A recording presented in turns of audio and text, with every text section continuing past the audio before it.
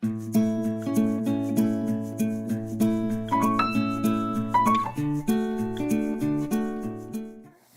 Jennifer Moreno. During my time at Wells, I studied Spanish and I was a childhood education minor, and I'm a class of 2014. I'm from New York City, originally from Brooklyn, and it was really hard to sort of find which college was the right fit for me. And it wasn't until I actually visited Wells that I felt like it was a home away from home and where I felt the most comfortable, and I felt like I can be who I actually wanted to be in the next 4 years. So before I even decided on Wells, when I was meeting with my admissions counselor, Talise Hampton, she was actually mentioning the honor code and how it was such a big thing at Wells. And I'm from New York City. Honor code is like, what do you mean by that? You're agreeing to not cheat, steal, conceal, deceive while you're on campus. There's a convocation where they talk to you about the honor code and you are asked to sort of sign it. But when I started classes, professors always sort of mentioned it, in terms of test taking, if you felt like you needed to take it to a different room or a different building or actually go down by the dock.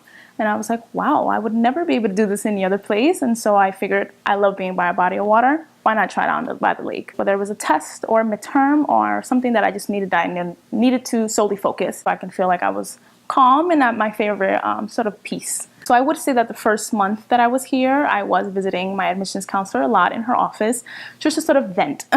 And the fact that I couldn't just walk to the corner store and go to a bodega, or I couldn't just hop onto a train and say I want to go to the mall, or if I want to go get my hair done and nails done. But it was also me just being reluctant to having an open mind, which is very important for students that are going into college, not specifically Wells, but just college in general. And there's just a lot to do at Wells. And so I was, letting these opportunities go. And she was saying, you need to get involved. This is a residential campus, and so you have to do things on campus. And I was like, yeah, you're right. I became a part of the odd even team. I was on the even line team. I started taking on more leadership roles, and where I felt like Wells is a place for me. I just sort of need to do things to become acclimated and accustomed to it. Spanish is a major at Wells that requires you to study abroad. When I knew that I was majoring in Spanish, I thought, that's pretty cool, but wow, what am I getting myself into? I remember I shared it with my mother. She wasn't too happy about it, the fact that I was studying in a whole different country. And I already felt like I was comfortable enough or more grown enough and adult enough to be able to study abroad my junior year. So I went over to Sevilla, Spain, and I actually went with another student from Wells.